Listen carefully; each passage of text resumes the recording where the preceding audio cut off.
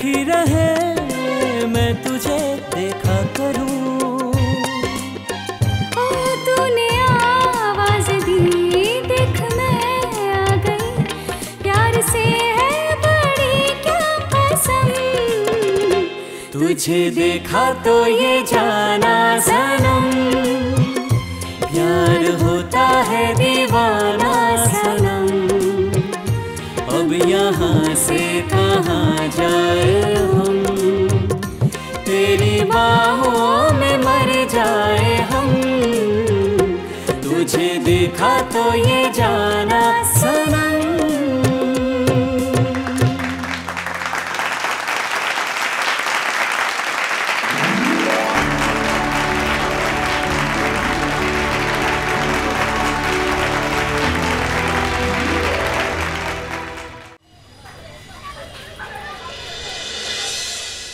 নবাব নন্দিনীকে বলে দাও যে সমুদ্রের ধারে ঠান্ডা হাওয়ায় ঠান্ডা লেগে যেতে পারে, ওই গলায় জড়ানোর জন্য একটা চাদর টাদর যেন নিয়ে নেয়, নইলে গান গাওয়া হবে না। আর নিজের জন্য যদি নাও নেয়, আমার ছেলেটার জন্য যেন অন্তত নেয়। কি বলছো তুমি বাবা? হ্যাঁ, তোমার কোনো ধারণা আছে ওখানে কি সাংঘাতিক গরম? গান গাইবে ঠিক আছে, গলাও ঠিক রাখতে হবে জানি, তা বলে এই গরমে গায়ে চাদর জড়াবে, এটা হয় কখনো? ছাড়ো না ডলিদি, সব কথা কানে নিচ্ছ কেন?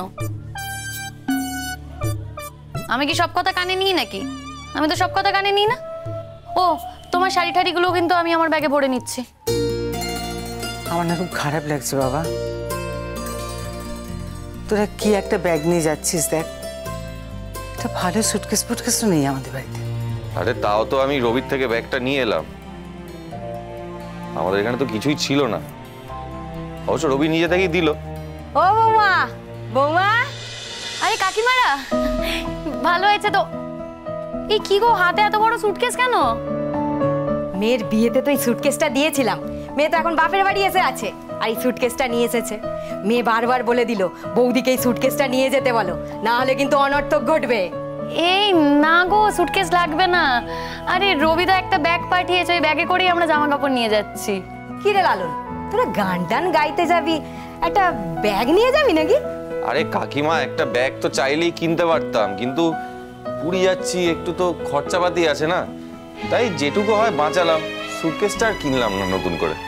আরে লালন, কতদিনের জন্য যাবি যেরকম একটা সুটকেস নিয়ে যাচ্ছিস? কি ভাবছি জানো তো কাকিমারা, আমি ভাবছি যে আমি আজীবন ওখানে থেকে যাবো, ওই জগন্নাথ দেবের মন্দিরেই। শ্বশুর যা জ্বালায় আমায়। দেখলে দেখলে এই কিরকম বেইমান মেয়ে দেখলে? হ্যাঁ, আরে তাকে আদর করে ঘরে তুললাম, রোজ বাজার করে তাকে ভালো মন্দ খাওয়াচ্ছি, আর তার সঙ্গে এই সমস্ত কথাবার্তা। উল্টে আমার নসিনাটাকে ছাড়িয়ে দিয়েছে। তো তোমরা সকলে মিলে দেখো কিরকম ব্যবহার করে আমার সঙ্গে। তোমাদের শ্বশুর বউয়ের এই ঝগড়াটা না এখন মজার খোরাক হয়ে গেছে, বুঝলে জেঠু? আমরা আর এখন এটা নিয়ে রাগ করি না, বরং আমাদের ভালোই লাগে। বলো, আমরা তো শুনতে পাই তোমাদের চিৎকার চেঁচামেচি, কখনো শ্বশুর তরপাচ্ছে, কখনো বউ তরপাচ্ছে, কখন বউয়ের গলা উপরে, কখন শ্বশুরের গলা উপরে। উফ, কি মজা যে লাগে না। আর শোনো না জেঠু, আমরা তো তখন বলি ওই লেগেছে লেগেছে লেগেছে, আর তখন সবাই একজোট হয়ে তোমাদের নাটক দেখে। দেখো দেখো দেখো কোথায় নামিয়েছো বাড়িটাকে, দেখো। ছি ছি ছি ছি ছি। শোনোই নবাব নন্দিনী কি গো, নবাব নন্দিনী কি? কদিন ধরে দেখছি এবার নবাব নন্দিনী বলতে শুরু করেছে।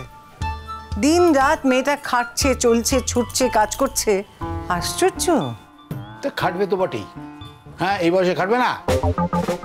আর নবাব নন্দিনীর ভুলটা কি বলেছি? বড়লোকের মেয়ে ভুল করে আমার এই কুলোতে এসে পড়েছে। কি আমি কি ভুল বললাম কিছু? মানে এই দুজন বাড়িতে থাকলে আর টেকা যাচ্ছে না, কি করি তোমাদের নিয়ে আমি বুঝতে পারছি না। একটা ভালো করে কনসেন্ট্রেট করতে হবে তো গানটা গাওয়ার জন্য, কোথায় করব? আর বলিস না ভাই, বড় বড় কথা বলিস না। হ্যাঁ, যেন তোর ভালো লাগছে না। তবে হ্যাঁ, বাবা মা তোমরা গেলে ভালো লাগতো, এই যে তোমরা যাচ্ছ না, না সত্যি খারাপ লাগছে। হাজারবার তো যেতে বললাম, বলো। হ্যাঁ, মার তো যাওয়ার ইচ্ছেও ছিল, কি করা যাবে বলো, উনি যেতে রাজি হলেন না।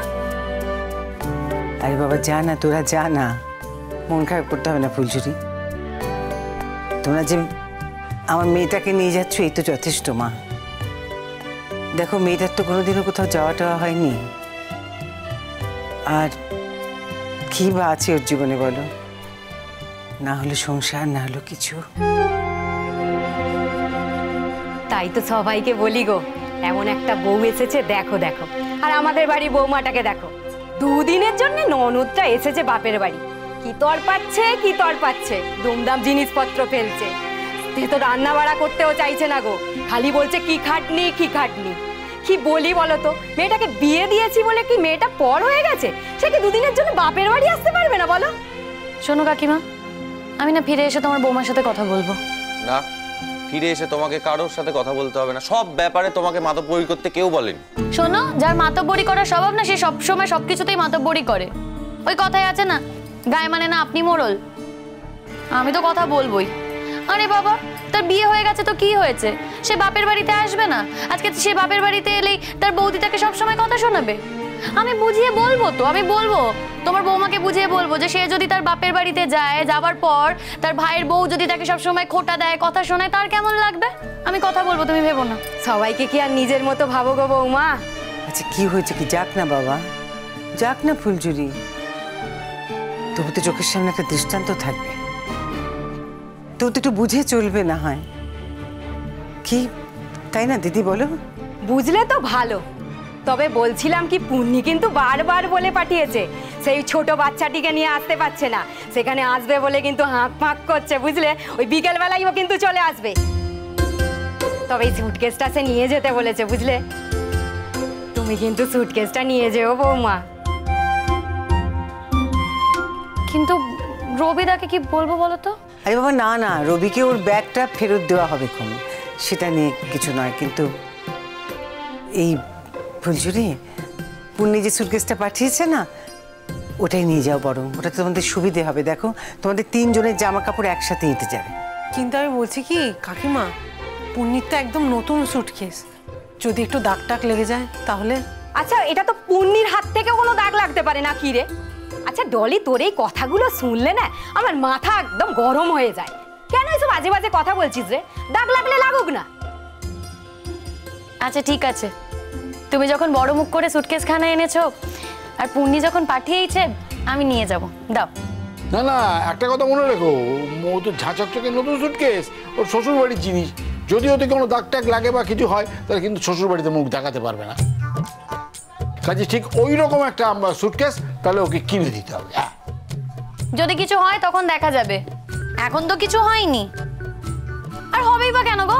সাবধানে নিয়ে যাব, ভালো করে নিয়ে যাব, কিছু হবে না, আর হলে কিনে দেবো, ঠিক আছে? একটু ধরো তো। বলছি, এই রবির ব্যাগটা তো হয়ে যাচ্ছিল ঠিকই, কাকিমা বড় মুখ করে নিয়ে এসেছে, তার কোনো দাম নেই বলো?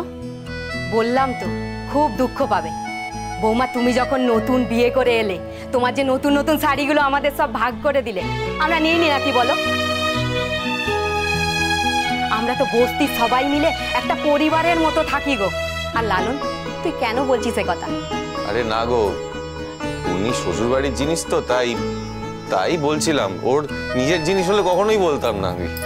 পর করে 1000 টাকা দিয়ে এই সুটকেসটা কিনে দিয়েছি, ও শ্বশুর বাড়ির ব্যাপার কি রে? কিছু হলে আমি আর আমার মেয়ে বুঝবো। নে দিনি এই সুটকেসটা ধর, এবার তাড়াতাড়ি জিনিসপত্রগুলো গুছিয়ে নে। হ্যাঁ বৌমা, এত জিনিসপত্র নিচ্ছ, কদিনের জন্য যাচ্ছ গো? ওই জামা কাপড়গুলোর মধ্যে ঢুকিয়ে দাও না গো, না আমি হাতে করে দিচ্ছি। বাবা, দেখে শুনে তো মনে হচ্ছে আমার ঘরে ওখানেই থেকে যাবে।